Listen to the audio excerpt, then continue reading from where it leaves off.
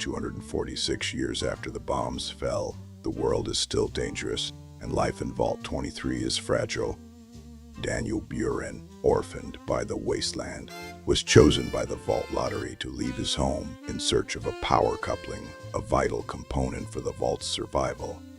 He stepped into the unknown, faced ghouls, discovered his first Nuka-Cola, and arrived in Megaton, a town built around an unexploded nuclear bomb. There he met factions, accepted his first missions, and found a mysterious Eyebot he calls Old Rusty. He fought raiders, powered an old Boscom radio tower, and gained his first leads toward both the elusive power coupling and the trail of his lost friend, Mel. With Megaton behind him, Daniel Buren sets out once more. The town fades quickly away, swallowed by distance and dust. The wasteland stretches endlessly in every direction, a vast, open scar across the earth. Broken highways cut through their land like fossilized rivers. Burnt-out cars sit where they died, half buried in sand and time. The sky feels too big, too empty. This was not the world the Vault had prepared him for. Daniel works for days. He learns the rhythm of the wasteland, when to move, when to hide, when to stop and listen. The quiet is deceptive. Wind howls through twisted metal. Something skitters just out of sight. Old Rusty hums softly behind him, occasionally issuing warnings Daniel still doesn't fully understand, but he heeds. His first destination lies ahead. An old train station, a job assigned by Mohave Express. The station is a skeleton of rusted beams and shattered glass. Tracks vanished into the horizon, leading nowhere. Once, people stood here waiting for departures that mattered. Now only echoes remain.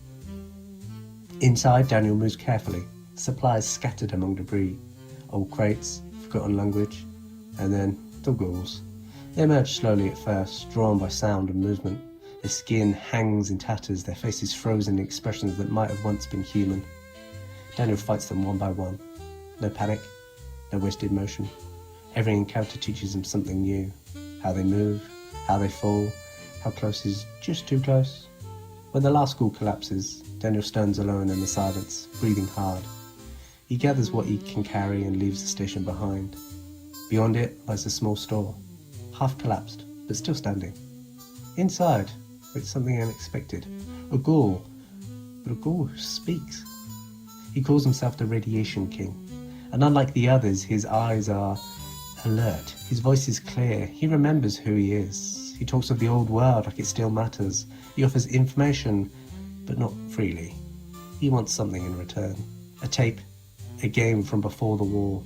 Nuka Tapper, supposedly located in a crashed plane nearby. Daniel agrees. It's the only bit of information that you can possibly get. Something that might be useful. The journey takes him across scorched highways and into a national park reclaimed out of decay.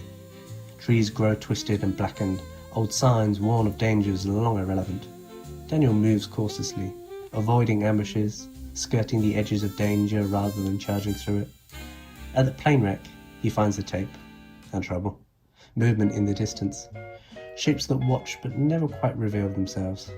But Daniel doesn't linger. He takes his prize and he leaves. And when he returns, the Radiation King keeps to his word.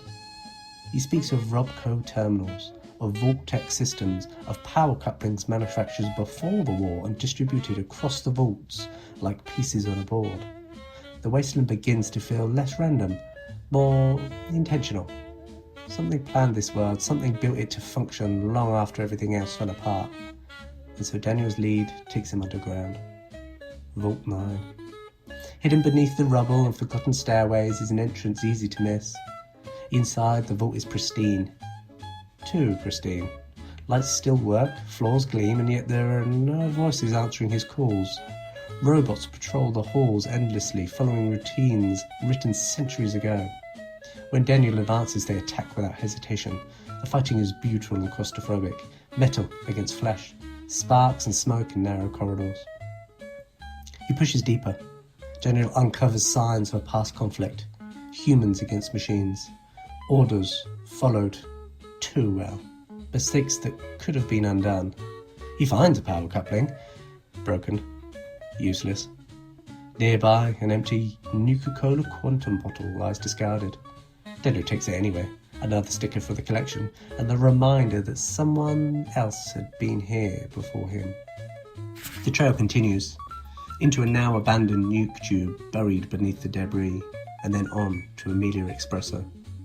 Once the road stops Staple, Daniel clears rubble, raiders, and anything else who mistake have claimed his shelter. Searches every corner. He finds a letter tucked away with careful intent. It points towards the East Tunnel Project, another link in the chain. He follows this one into a dark, damp, crawling with danger tunnel. Raiders lurk in every corner, hidden in every shadow. Burnt notes litter the ground, hinting at places called Better Fort and movements tied to the NCR. The wasteland is fractured, but it's not chaotic. Factions rise, territories form, lines are drawn, I suppose. More jobs follow. An old college crawling with threats. A bobblehead hidden among the ruins.